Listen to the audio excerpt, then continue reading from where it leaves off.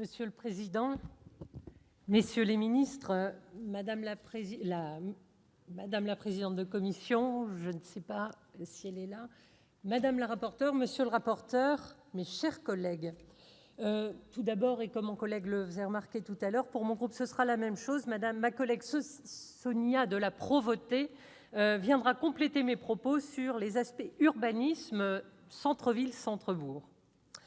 C'est donc au terme d'un long processus que nous abordons aujourd'hui l'examen de ce projet de loi ÉLAN. Et je salue à ce titre l'implication du Sénat et de son président Gérard Larcher à l'initiative de la conférence de consensus qui a permis de recueillir auprès des professionnels du logement et de l'aménagement un nombre de propositions à la hauteur de l'ampleur du texte proposé par le Gouvernement. Au travers des interrogations soulevées par les acteurs rencontrés lors de cette conférence comme au cours du travail préparatoire qui a suivi, de grands enjeux ont pu être identifiés qui conditionnent l'examen du projet de loi. Tout d'abord, la place des collectivités est rapidement apparue comme une problématique centrale. Celle-ci est en effet remise en cause tout au long du texte, et ce, au profit d'une recentralisation à rebours du discours de prise en main des politiques locales par les acteurs locaux, pourtant attendus et soutenus. La gouvernance territoriale est essentielle. Nous avons des propositions en ce sens pour que les politiques de logement et de l'habitat soient opérationnelles à une échelle pertinente sur le territoire et adaptées aux réalités locales. Sans surprise, l'impact de la loi de finances pour 2018 et de la réduction de loyer de solidarité ne peuvent être occultés. Cette mesure a d'ores et déjà profondément affecté l'activité des bailleurs sociaux et le nombre de logements produits dès 2018. Et le texte ÉLAN ne nous semble pas permettre de remédier à l'ensemble des difficultés à cette situation, et ainsi les déséquilibres de production et d'atteinte des objectifs des PLH territoriaux risquent de s'aggraver. Force est de constater que ce budget 2018 pose même aujourd'hui la question des moyens des collectivités comme des bailleurs pour atteindre les objectifs de l'article 55 de la loi SRU, dont nous ne voulons pas le détricotage, mais pour lequel le principe de réalité doit s'appliquer, car des distorsions, des phénomènes contradictoires apparaissent. Nous vous rejoignons, monsieur le ministre, sur la nécessité de réformer le secteur du logement social. Vos objectifs sont louables et nous les partageons. Cependant, les moyens que vous comptez mettre en oeuvre pour les atteindre ne nous paraissent souvent adaptés ni aux besoins des bailleurs ni aux intérêts des habitants de ces logements. Vous proposez ainsi de regrouper les organismes de logements sociaux afin de gagner en efficacité de gestion et de réaliser des économies.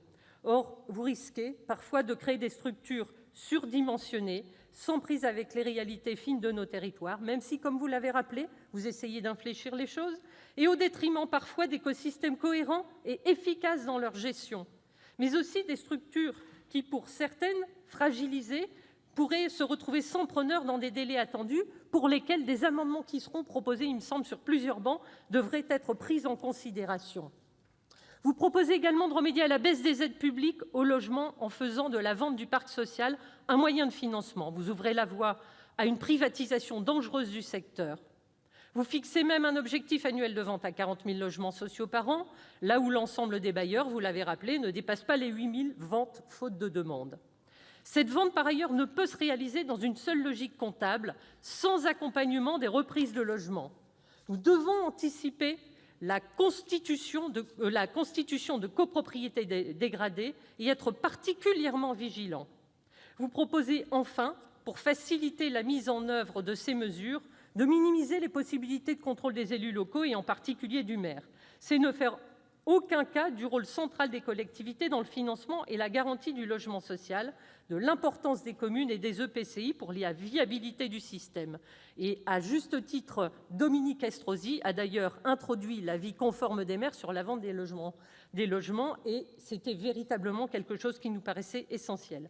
Pour notre part, le groupe proposera une série d'amendements proposant d'instaurer un volet territorial à la convention d'utilité sociale qui permettrait d'intégrer un plan de vente territorialisé, mais aussi d'insérer un plan de prévention des risques de copropriété dégradée, l'intérêt étant sa signature tripartite pour que les collectivités puissent se voir remis à l'échelle territoriale la mise en œuvre des politiques voulues par le gouvernement. Outre les dangers qu'elles impliquent pour l'avenir de l'ensemble du secteur, ces mesures s'ajoutent à d'autres évolutions récentes qui consacrent le rôle de l'État central, où l'idée de coproduire les politiques publiques avec les acteurs territoriaux disparaît. dans les politiques de l'habitat comme de l'aménagement du territoire. À ce titre, la réforme d'Action Logement est particulièrement révélatrice. Cela révèle d'une même logique, d'une même philosophie que nous saurions approuver sans que certains engagements de l'État ne soient réintroduits. Par souci de fluidité et de rationalisation, nous aurons un amendement important sur ce sujet. Je voulais terminer en remerciant nos rapporteurs, et particulièrement Mme Estrosi Sassone, pour les contributions qu'elle a apportées dès la commission des affaires économiques. Et bien sûr, au vu de l'examen de ces amendements, nous déciderons de notre vote final. Je vous remercie. Merci, cher collègue.